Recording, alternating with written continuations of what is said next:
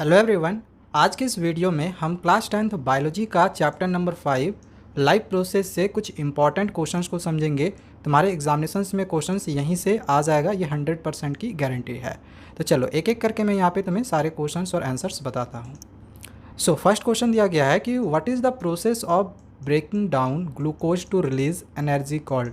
इस प्रोसेस को हम क्या कहते हैं जिसमें ग्लूकोज ब्रेक डाउन होके वो एनर्जी रिलीज करता है। इस प्रोसेस को हम लोग क्या कहते हैं? इस प्रोसेस को हम लोग कहते हैं रिस्पिरेशन। सो इसका राइट आंसर क्या होगा? रिस्पिरेशन।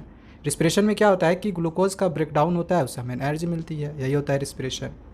अगला क्वेश्चन नंबर 2 है कि what is the green pigment in plants responsible for photosynthesis. ये बहुत ही आसान सा क्वेश्चन है कि प्लांट में वो कौन सा ग्रीन पिगमेंट पाया जाता है जिसके वजह से फोटोसाइंथेसिस की प्रोसेस हो पाती है। तो इसका आंसर होगा क्लोरोफिल। ठीक है, इसका आंसर लिख लेना क्लोरोफिल। नेक्स्ट क्वेश्चन नंबर 3 है what is the functional unit of the kidney called. बहुत इंपॉर्टेंट क्वेश्चन है, ये लगभग हर साल परीक्षा में पूछा जाता है कि किडनी का फंक्शनल यूनिट क्या कहलाता है। किडनी का फंक्शनल यूनिट कहलाता है नेफ्रॉन। एग्जामिनेशंस में कभी कभी तो नेफ्रॉन का डायग्राम भी तुम्हें बनाने के लिए दे देता है, ठीक है, तो सीख लेना। तो 3 क्वेश्चन देखा हमने, अभी चौथा क्वेश्चन हम लोग देख रहे हैं। What is the process of break down food into simpler substances. जब फूड का ब्रेक डाउन होके वो सिंपलर सब्सटेंसेस में वो कन्वर्ट हो जाता है तो इस प्रोसेस को हम क्या कहते हैं? तो इस प्रोसेस को हम कहते हैं डाइजेशन। डाइजेशन का मतलब क्या होता है? फूड का ब्रेक डाउन होना एंड वो सिंपलर सब्सटेंसेस में कन्वर्ट हो जाना। अगला क्वेश्चन नंबर 5 है what are the tiny air sacs in the lungs where gas exchange occurs. Question पूछा गया है कि वो टीनी एयर सैक्स कौन सा होता है लंग्स में जहाँ पर गैसेस का एक्सचेंज होता है, मतलब कार्बन डाइऑक्साइड और ऑक्सीजन का एक्सचेंज होता है। तो इसका राइट आंसर होगा, इसका आंसर होगा एल्वियोली। ठीक है, वो टीनी सेक्स क्या है? एल्वियोली। एल्वियोली में ही लंग्स की जो एल्वियोली होती है वहीं पे गैसेस का एक्सचेंज होता है, ये तुमने पढ़ा हुआ होगा ट्रांसपोर्टेशन वाले में, ठीक है ना। क्वेश्चन नंबर 6 है what is the process of water loss from plants through stomata. Stomata के थ्रू जो वाटर की लॉस होती है इस प्रोसेस को हम क्या कहते हैं? तो इस प्रोसेस को कहा जाता है ट्रांसपीरेशन। ठीक है, स्टोमाटा के थ्रू मतलब प्लांट्स की जो स्टोमाटा होती है, प्लांट्स में जो स्टोमाटा होते हैं लिप्स वगैरह में, तो वहाँ से वाटर लॉस होता है, इस प्रोसेस को हम लोग कहते हैं ट्रांसपीरेशन। अगला क्वेश्चन नंबर 7 है what is the part of the cell where respiration take place. Cell के किस पार्ट में रिस्पिरेशन की प्रोसेस होती है? तो इसका आंसर होगा माइटोकॉन्ड्रिया। इसको हम powerhouse of the cell भी कहते हैं। तो कभी कभी powerhouse of the cell पूछ दे कि what is powerhouse of the cell, तो तुम्हें लिखना है माइटोकॉन्ड्रिया। तो माइटोकॉन्ड्रिया सेल के माइटोकॉन्ड्रिया में रिस्पिरेशन हो रही होती है। नेक्स्ट क्वेश्चन नंबर 8 है what is the name of the enzyme that breaks down proteins in the stomach. Stomach में प्रोटीन को ब्रेक डाउन कौन सा एंजाइम्स करता है? प्रोटीन को कौन सा एंजाइम्स स्टोमैक में ब्रेक डाउन करता है? तो इसका आंसर होगा पेप्सिन।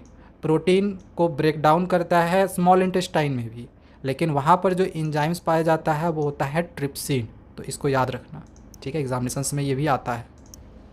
क्वेश्चन नंबर 9 है what is the name of the enzyme that helps digest carbohydrates in the mouth. अब माउथ में कौन सा एंजाइम्स पाया जाता है जो कि कार्बोहाइड्रेट को डाइजेस्ट करता है? तो माउथ में कौन सा एंजाइम्स प्रेजेंट रहता है? सैलिवरी एमिलेज, जो कि सैलिवा प्रोड्यूस करता है। ठीक है, इतना पढ़ा हुआ होगा आपने। नेक्स्ट क्वेश्चन नंबर 10 है what is the name of the blood vessel that carries deoxygenated blood to the heart. कौन सा ब्लड वेसल्स डीऑक्सीजनेटेड ब्लड को कैरी करता है?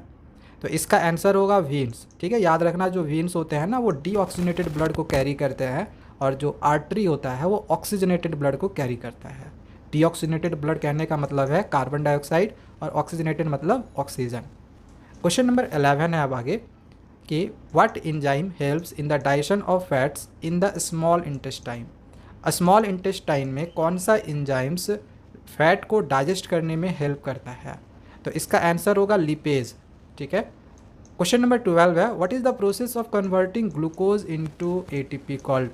ग्लूकोज का कन्वर्ट होना एटीपी में, इस प्रोसेस को हम क्या कहते हैं? तो ग्लूकोज का एटीपी में कन्वर्ट होना, इस प्रोसेस को हम कहते हैं ग्लाइसोसिस। ठीक है, याद रखना ग्लाइसोसिस। अगला क्वेश्चन नंबर 13 है कि which blood component is responsible for clotting. खून का जमने के लिए कौन सा ब्लड का कंपोनेंट रिस्पॉन्सिबल होता है? तो इसका आंसर होगा प्लेटलेट्स। प्लेटलेट्स की वजह से जो ब्लड होती है वो क्लॉट होती है, यानी कि वो जमती है, ठीक है ना। नेक्स्ट क्वेश्चन नंबर 14 दिया गया है कि right the difference between aerobic and anaerobic respiration. तो ये भी बहुत ही इंपॉर्टेंट सा क्वेश्चन दिया गया है, एरोबिक और अनएरोबिक रिस्पिरेशन में क्या डिफरेंसेस है। तो देखो यहाँ पे डिफरेंसेस दिया गया है। सबसे पहले ऑक्सीजन को लेकर दिया गया है कि जो एरोबिक रिस्पिरेशन होते हैं इनमें ऑक्सीजन की ज़रूरत होती है, मतलब एरोबिक रिस्पिरेशन में ऑक्सीजन प्रेजेंट रहता है, जबकि अनएरोबिक रिस्पिरेशन में ऑक्सीजन की ज़रूरत नहीं होती है, यानी इसमें ऑक्सीजन अब्सेंट रहता है। इसमें एनर्जी लगभग 36 से 38 एटीपी हमें मिलती है, तो इसमें एनर्जी जो होती है वो हमें हाई मिलती है, जबकि अनएरोबिक रिस्पिरेशन में एनर्जी लो मिलती है, लगभग 2 एटीपी। अच्छा, इसमें जो प्रोडक्ट में हमें मिलता है वो हमें कार्बन डाइऑक्साइड और वाटर मिलता है। इसमें हमें प्रोडक्ट के फॉर्म में लैक्टिक एसिड मिलता है मसल सेल्स में, और इथेनॉल एंड कार्बन डाइऑक्साइड मिलता है हमें ईस्ट में, ठीक है, याद रखना। इसकी लोकेशन कहाँ है एरोबिक रिस्पिरेशन की, तो है माइटोकॉन्ड्रिया में, मतलब सेल के किस जगह पे है, तो सेल के माइटोकॉन्ड्रिया में। वहीं जो एनारोबिक रिस्पिरेशन की लोकेशन है ये सेल के साइटोप्लाज्म में होती है, ठीक है, ये प्रक्रिया साइटोप्लाज्म में होती है। इसका जैसे एग्जांपल दिया गया है कि ये most of the eukaryotic sales में होते हैं ड्यूरिंग रेगुलर एक्टिविटी, एंड ये होता है तुम्हारा occurs in muscle cells during intense exercise. ज़्यादातर जब तुम एक्सरसाइज करते हो उस समय ये अनएरोबिक रिस्पिरेशन वहाँ पे होती है, या फिर ऑन और इन ईस्ट ड्यूरिंग फर्मेंटेशन, या फिर ईस्ट में होती है फर्मेंटेशन के दौरान। तो ये डिफरेंसेस याद रख लेना, बहुत इंपॉर्टेंट है। अगला क्वेश्चन नंबर 15 है, what is the role of enzymes in digestion. Digestion में इंजाइम्स के क्या रोल है। इंजाइम्स क्या करता है, इंजाइम्स करता है जो लार्ज फूड मॉलिक्यूल्स होते हैं उसको ब्रेक डाउन करके स्मॉलर में बनाना, ठीक है, स्मॉलर करना, बस यही इसका मेन रोल होता है। अब जैसे यहाँ कुछ एग्जांपल देख लो, जैसे कि जो सैलरी एमिलेज इंजाइम्स होता है जो कि माउथ में प्रेजेंट रहता है, तो ये क्या करता है, तो it break down starch into simpler sugars, जो कि माउथ में पाया जाता है, ये स्टार्च को सिंपलर शुगर में कन्वर्ट करता है। पेप्सिन क्या करता है, तो पेप्सिन जो होता है ये प्रोटीन को ब्रेक डाउन कर देता है एमिनो एसिड में, जो कि ये स्टोमैक में होता है ये। ट्रिप्सिन क्या करता है, तो ट्रिप्सिन भी प्रोटीन को ब्रेक डाउन करता है एमिनो एसिड में, बट ये स्मॉल इंटेस्टाइन में करता है। एंड लिपेज होता है ये ब्रेक डाउन करता है फैट को फैटी एसिड एंड ग्लिसरॉल में, एंड ये होता है स्मॉल इंटेस्टाइन में, ठीक है। तो ये याद रखना, ये सब इंपॉर्टेंट है। अगला most important question, describe double circulation, बहुत ही इंपॉर्टेंट है। डबल सर्कुलेशन क्या होता है, तो जो ब्लड फ्लो होता है हार्ट में ट्वाइस यानी 2 बार, तो इसी को कहा जाता है डबल सर्कुलेशन। जैसे कि तुम यहाँ पे देख रहे हो जो ब्लड है यहाँ पे देखो हार्ट में 2 बार आ रहा है, एक बार यहाँ पे आया और एक बार यहाँ पर आया, 2 बार आया ना। तो इसका अगर तुम फ्लो चार्ट देखो तुम कुछ ऐसे समझ सकते हो कि बॉडी से वेन्स के थ्रू जो डीऑक्सीजनेटेड ब्लड होता है वो हार्ट में आता है, फिर हार्ट से पुल्मोनरी आर्टरी के थ्रू यही डीऑक्सीजनेटेड ब्लड लंग्स में आता है। अब लंग्स में गैसेस का एक्सचेंज हो जाता है एल्वियोली में, ये मैंने शुरू में ही तुमको बोला था, वहाँ पे गैसेस का एक्सचेंज होता है। तो देखो यहाँ पे कार्बन डाइऑक्साइड को ड्रॉप कर दिया, ऑक्सीजन को कैरी किया, ये जो पुल्मोनरी वेन है, और ये हार्ट के पास पहुँचा दिया।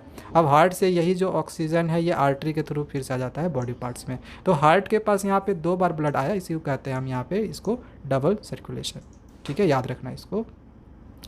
अगला क्वेश्चन नंबर 17 है, व्हाट इज ट्रांसलोकेशन। ट्रांसलोकेशन क्या होता है, तो translocation is the process of transport glucose and nutrients. Translocation क्या होता है, एक प्रोसेस होता है जिसमें ग्लूकोज और न्यूट्रिएंट्स की ट्रांसपोर्ट होती है, कहाँ से, तो लीव्स से प्लांट के अदर पार्ट्स में, जितने भी पार्ट्स होते हैं उन सभी पार्ट्स में, किसके थ्रू, तो फ्लोयम के थ्रू। फ्लोयम टिश्यू होता है, तो इस फ्लोयम टिश्यू के थ्रू लीव्स से पूरे प्लांट में फूड का ट्रांसपोर्ट होना, फूड जैसे कि ग्लूकोज हो गया और न्यूट्रिएंट्स का ट्रांसपोर्ट होना, दैट इज़ कॉल्ड ट्रांसलोकेशन, ठीक है। अगला क्वेश्चन नंबर 18 दिया गया है, व्हाट इज़ इमल्सिफिकेशन। इमल्सिफिकेशन क्या होता है, तो emulsification is the process of break down large fat droplet. Droplet को हम ग्लोब्यूल्स भी बोल सकते हैं, ठीक है। तो इमल्सिफिकेशन क्या होता है, ये एक ऐसा प्रोसेस होता है जिसमें जो लार्ज फैट ग्लोब्यूल्स होते हैं ये स्मॉलर वन में कन्वर्ट हो जाता है, ठीक है। इमल्सिफिकेशन इसी प्रोसेस को बोला जाता है। अगला क्वेश्चन नंबर 19 है कि right the functions of the component of blood. Blood के जो कंपोनेंट है उसके क्या क्या फंक्शंस है ये तुम्हें लिखना है। तो ब्लड के ये मेनली 4 कंपोनेंट है, जैसे प्लाज्मा है, रेड ब्लड सेल है जिसको हम आरबीसी भी कहते हैं, वाइट ब्लड सेल्स है इसको डब्ल्यूबीसी भी कहते हैं, प्लेटलेट्स है। अब इनका फंक्शन क्या है, तो प्लाज्मा ये येलो कलर की फ्लूइड होती है जो कि ट्रांसपोर्ट करता है फूड को, कार्बन डाइऑक्साइड को, वेस्ट और कुछ वेस्ट प्रोडक्ट्स को, ठीक है। रेड ब्लड सेल की क्या फंक्शन है, तो इसमें हेमोग्लोबिन प्रेजेंट रहता है जो कि ये ऑक्सीजन को ट्रांसपोर्ट करता है। तो मेन इसका जो रोल है, मेन फंक्शन है वो यही है कि ऑक्सीजन को ट्रांसपोर्ट करना। वाइट ब्लड सेल क्या करता है, तो ये फाइट करता है हार्मफुल बैक्टीरिया, वायरसेस या जर्म से, एंड साथ ही साथ ये हमारे इम्यूनिटी सिस्टम को बनाए रखने में भी एक इम्पॉर्टेंट रोल प्ले करता है। एंड प्लेटलेट्स क्या होता है, प्लेटलेट्स क्या होता है, तो जब ब्लड जैसे कहीं लग जाए तो ब्लड निकलने लगता है, तो उसको जमाने का काम करता है ये प्लेटलेट्स। ठीक है, बस अब एक लास्ट क्वेश्चन मैं तुम्हें यहाँ पे बता रहा हूँ, 2 क्वेश्चन और है कि name the artery, largest artery in human beings. Human beings का सबसे लार्जेस्ट आर्टरी कौन सा होता है, तो ये होता है अओर्टा। ठीक है, तो ये छोटा सा क्वेश्चन था। एक और क्वेश्चन है जो कि दिया गया है, आर्टरीज और वीन्स के बीच में क्या डिफरेंसेस हैं। तो डिफरेंसेस को कुछ हम इस प्रकार से देख रहे हैं, जैसे फंक्शन, आर्टरी का क्या फंक्शन होता है, तो ये ऑक्सीजनेटेड ब्लड को कैरी करता है हार्ट से।